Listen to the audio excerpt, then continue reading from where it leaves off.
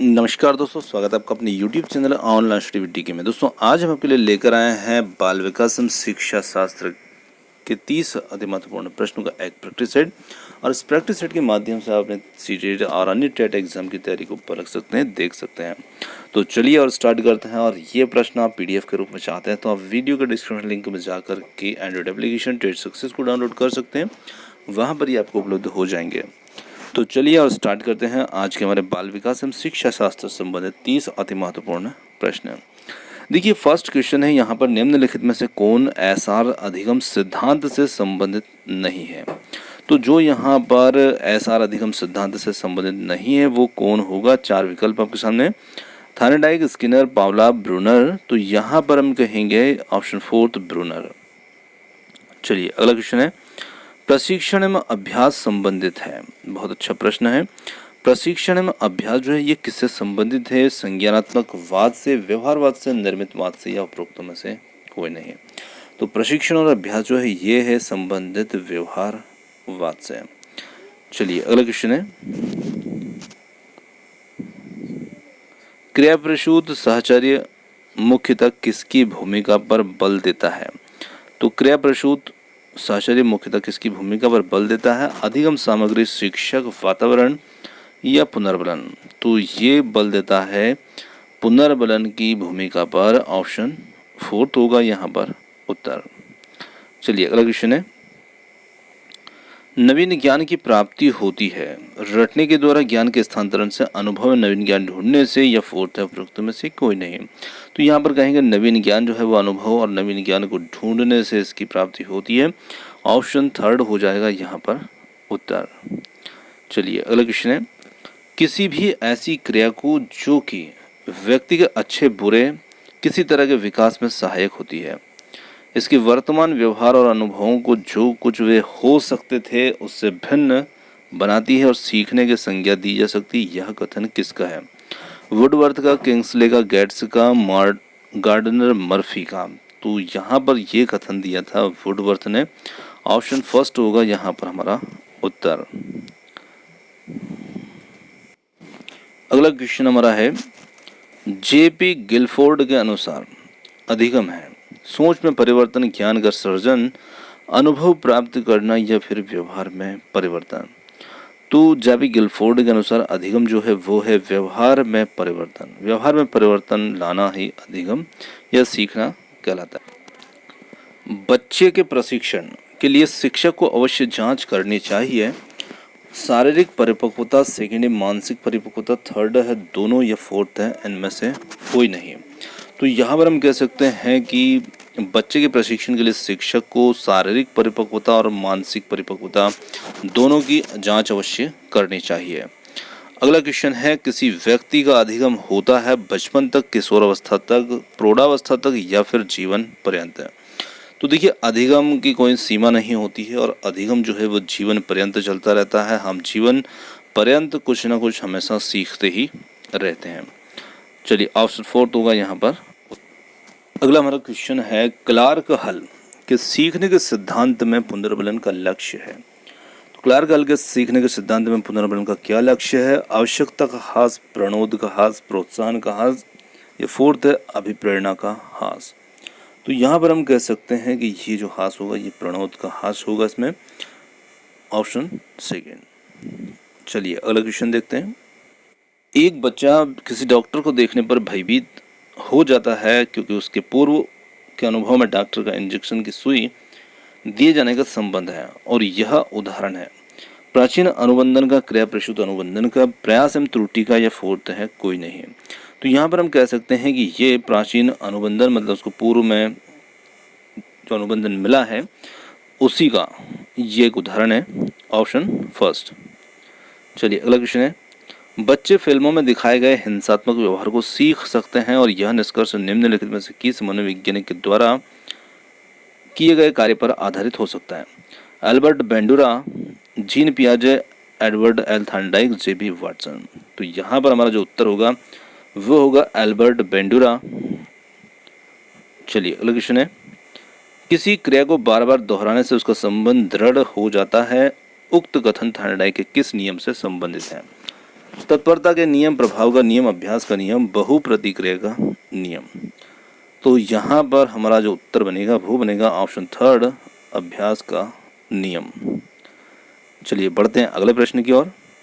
धीमी गति से सीखने वाले बालकों के अध्यापन के लिए अधिक उपयोगी सिद्धांत है। थायरडाइक का सिद्धांत, थर्स्टन का सिद्धांत, कोहलर का सिद्धांत या फिर हल का सिद्धांत है। तो यहाँ पर हम कह सकते हैं कि ये जो सिद्धांत है ये थायरडाइक का सिद्धांत यहाँ पर उपयोगी सिद्धांत होगा। अब थायरडाइक का कौन सा, तो जो अभ्यास का नियम है जिसमें हम किसी कार्य को बार बार उसका अभ्यास करते हैं तो हम वो सीख जाते हैं। तो यहाँ पर ये अभ्यास का जो नियम है ये लागू होगा।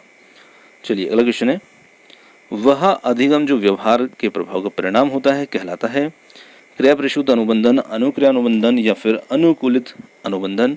फोर्थ है सकारात्मक अनुबंधन। तो यहाँ पर हम कह सकते हैं कि ये व्यवहार के प्रभाव का जो परिणाम होता है क्रिया प्रसूत अनुबंधन कहलाता है। चलिए बात करते हैं आगे। सीखना आवश्यकता की पूर्ति की प्रक्रिया के द्वारा होता है और यह हल का यह कथन संबंधित है सीखने के सूझ सिद्धांत से, प्रबलन सिद्धांत से, संबंध प्रतिक्रिया सिद्धांत से या फोर्थ है प्रयत्न एवं भूल के सिद्धांत से। तो यहाँ पर हम कह सकते हैं कि ये जो संबंधित होगा ये संबंधित तो होगा ऑप्शन सेकंड, प्रबलन सिद्धांत से। चलिए अगला क्वेश्चन है, प्रेरणा प्रबलन हाथ सिद्धांत के प्रदाता हैं। तो प्रेरणा प्रबलन हाथ सिद्धांत के प्रदाता कौन है? हल, फ्रायड, मैस्लो या फोर्थ है इनमें से कोई नहीं। तो यहाँ पर हम कह सकते हैं कि सीएल हल इस सिद्धांत के प्रदाता हैं। चलिए अगला क्वेश्चन है, थायरडाइक का सिद्धांत जाना जाता है संज्ञानात्मक, समाजवाद, संयोजनवाद, संक्रियावाद। तो ये जाना जाता है ऑप्शन थर्ड संयोजनवाद से।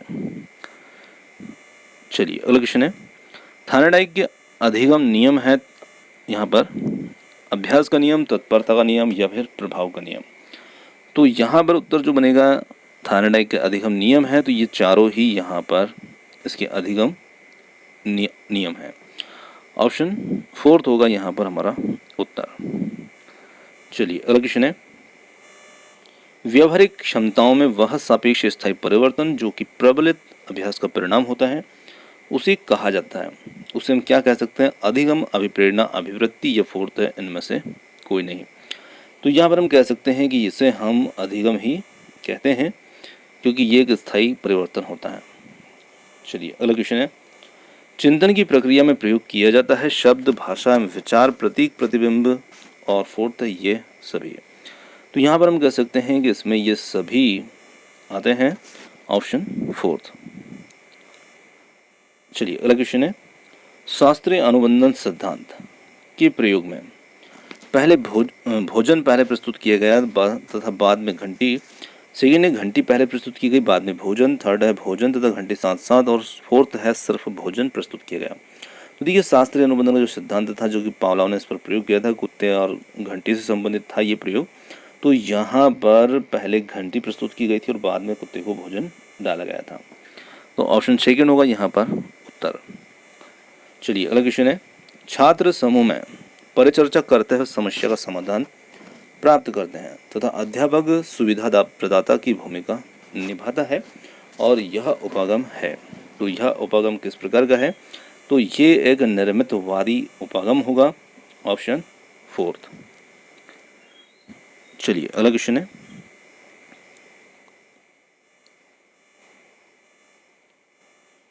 यदि गणित का अधिगम भौतिकी के अधिगम में सहायक है तो यह प्रदर्शित करता है शून्य स्थानांतरण, ऊर्ध्व स्थानांतरण, सकारात्मक स्थानांतरण और फोर्थ है द्विपक्षीय स्थानांतरण।